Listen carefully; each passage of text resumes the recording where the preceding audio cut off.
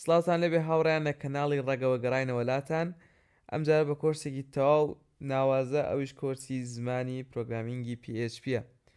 کەم کۆرسە وا بڕیارە لە زیرۆ بۆ هیرۆ یعنی لە ئاسی سەرەتاوە تاواکو ئاسی پێشکەوتوو سەرەتا کۆرسەکە ئاسی سەرەتا باسەکەین ئەگە زانیمان خواسی لەسەر ئەو کاتە ئاسی پێشکەوتوش باسەکەین لەگەڵ ئۆپیشە سەرەتا باسی PHP ئەەکەین وەکو بزانین PHP چییە با بڵێن ئەم ڤیدۆیە ناساندنی PHP بۆ کەسانی کە نازان PHP چیان ناویان بیستووە یانەکو بەس ناویان بیستۆ یانەوێ بزان توانایەکانی PHP چییە هەر ئایا ینی مستحقە کە ئێمە دانیشین فێری بین وەکو بزان PHP یەکێکە لە زمانەکانی سکریپتینگ لانگویج بۆ لە بواری وێبە بەکاردێت حتمما تۆ کاتوتە سێری ئەم ڤیدۆەکەی پێشتر ناوی PHP بیستووە وەزانی لە بەشی وێبە بەکاردێت و خاستەن لە کوردستانە خواستێکی لەسرە باشە ئەگەر بزانین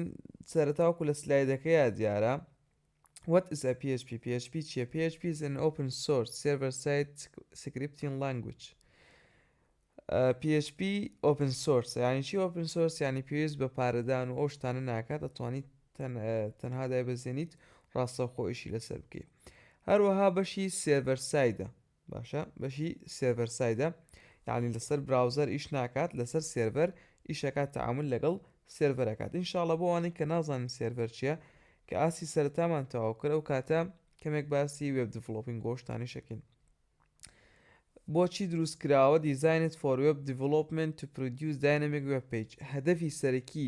PHP کە ئێمە بەکاری بهێنین لەگەڵ HTML و CSS بۆ ئەوەیە داینەمیک وێب پێیجوان بۆ دروستکات داینەمیک وێبسایتوان بۆ دروستکات یعنی کۆمپۆننتەکانی ناو وێبسایتەکەمان بە شێوەیەکی داینەمیکی بێت داتاکان لە داتابیسەوە وەرگێ بێ ئەوەی خۆمان دانە شتەکان زیادکەین ئینشاڵڵا ئەم قسانە ئەگەر تۆ لەی تێناگەی لە درێژەی کۆرسەکەیە ئەگەر لەگەڵمان بیت ئەم دەستەواژانە هەمووی ڕۆ نەبێتەوە It stand for Hypertext Preprocessor ئەوە PHP کورتکراوەی ئەو وشەیە ئەو ناوەیە and it's embedded into HTML code to manage content هەروەها بۆ یان با بڵێن تاگی HTML زیاد دەکرێت بۆ ئەوەی کۆنتێنتەکان بەڕێوە ببین هەروەها لەگەڵ داتابیسە بەکارێ هێنین سشن تراکینگ ئەگەر وەکو سەرەتایەک باسیکەین مەقسەدمان زیاتر لە لۆگئین و لۆگ ئاوت و ئەمانەیە ئینشاڵڵە لە درێژەی بابەتەکان لە ئاستی پێشکەوتووە ئەگەر قسمەت بوو باسی شیەکەین and even build entire e-commerce website یان دروستکردنی وێبسایتێکی ئەلکترۆنی طبعاً PHP یەکێک لە تواناکانی دروستکردنی ئۆنلاین شۆپینگەکان زیانی با بڵێن ١٧٠ بۆ ١٨ وێبسایتەکانی جیهان بە PHP دروستکراون باشە هەوەها ئەگەر تۆ ناوی وەردپرێست بیستوێت وەردپرێس هەمووی لەسەر PHP بنیادراوە هەروەها کۆمپانیای فەیسبووکیش لەسەر PHP بنیادراوە با بڵێن وێبسایتی فەیسبووک عەفوان What can PHP do? PHP توانای چی هەیە بیکات PHP can generate dynamic web page content PHP توانای ئەوەی هەیە کە وێبپێجی داینەمیک دروست بکات یعنی چی یعنی تۆ ئەگەر وێبسایتێکی کتێبخانت هەیە ئەگەر بتەوێت چەند کتێبێک داخڵکەی بۆ نەدۆ 10 کتێبت داخڵ کردووە ئەگەر PHPت نەبێت ئەگەر بتەوێت بیکێتە 11 کتێب ئەبێ بڕۆی لە کۆدەکانەوە جارێکی تر ئەنێ کۆد بنووسی بۆ ئەوەی کتێبی 11 هەم داخڵکەی بەڵام لە PHP وانە تۆ کتێبەکە لە داتابیسە داخڵەکەی یەکجار هەن با بڵێن کتێبەکە لە داتابیس داخڵەکەی پێویست بۆ ناکات بڕۆی دەستکاری کۆدەکانکەی ڕێک ئۆتۆماتیکی دێتە ناو پەیجەکەوە داتاکانە داتابیس وەرەگرێت و ئەرزیشی ئەکات ئەمە با بڵێن خاڵی یەکەم PHP can create open read write delete and close file in the server PHP توانای ئەم شتانەی هەیە create open read write یعنی لەسەر سێرڤەرەکە کاتێک PHP هۆست دەکەین توانای ئەم شتانەی هەیە لەسەر سێرڤەر بیکە دروستکردنی فایل یان کردنەوەی یان خوێندنەوەی یانەکو مۆدیفایکردنی با بڵێن هەروەها یەکێکی تر لە خاڵەکان can collect from data هەروەها توانێت داتا بگەڕێنێتەوە PHP can add delete modify data in your database طبعا ئەمە شتێکی بەدیهیە کە PHP توانای ئەم شتانەی هەیە زیادکردن لەگەڵ دلیتکردن یانۆکو دەستکاریکردنی داتا لە ناو داتابیسەکەتە باشە ئەگەر تۆ داتابیسیش نازانی هێشتا کێشە نییە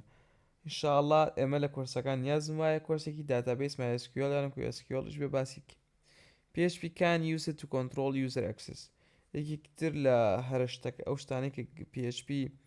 ینی پێشکەشەکە دەتوانێت بۆ نمونە کە تۆ یوزرێک داخڵی داتابیسەکەت یانەکو با بڵێن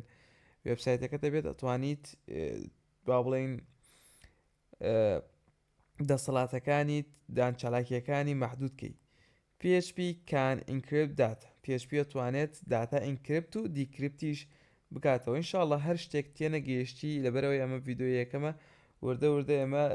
لە درێژەی کۆرسەکەی شتەکانت لا ڕوو نەبێت و حەز ناکەم لەسەر وشەکان لەبەرەوەی بووی کاتی ڤیدۆکە زۆر نەبێت وای PHP بۆچی PHP ڕان in various platform لەسەر زۆربەی پلاتفۆرمەکان ئیشەکات وەکو Windows Linux Mac هەر شتێکی تر بێت حتمما تۆ هەرەیەکی لەمانە دەرناچی PHP is easy to learn and runs efficiently on the server side PHP ئاسانە بۆ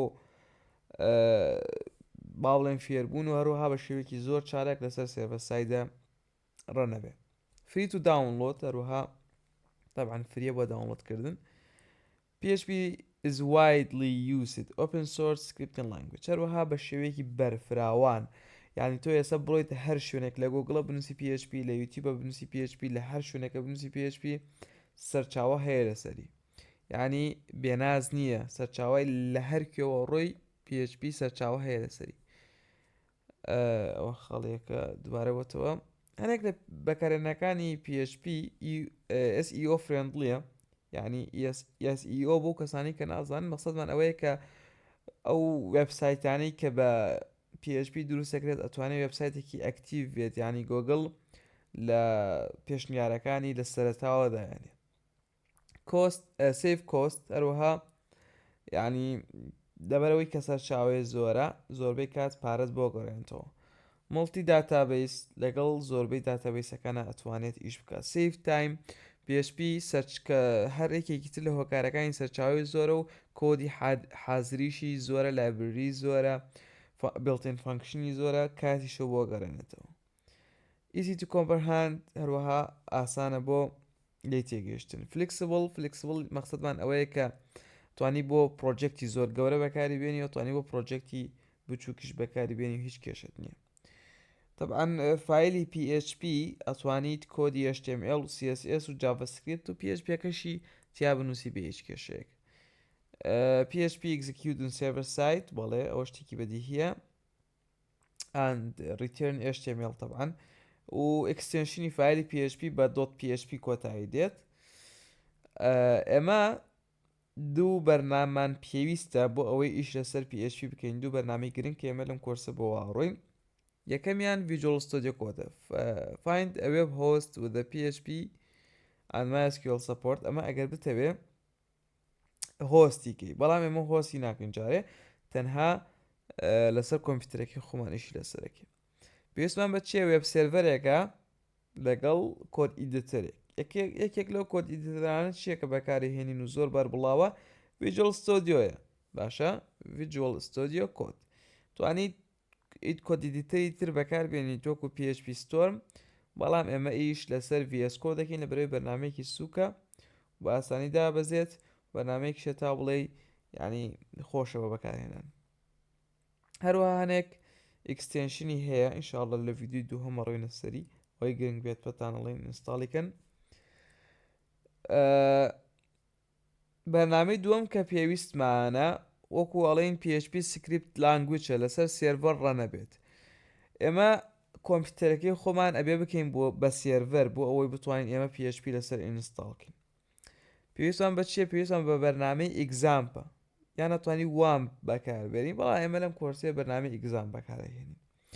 من لینکی هەردوو بەرنامەکە Visual Studio Code لەگەڵ ئیگزامپتان بۆ دانێم لە دیسکریپشنی ڤیدیۆکە هەروەها لینکی دوو ڤیدیۆتانیش بۆ دانێم کە چۆن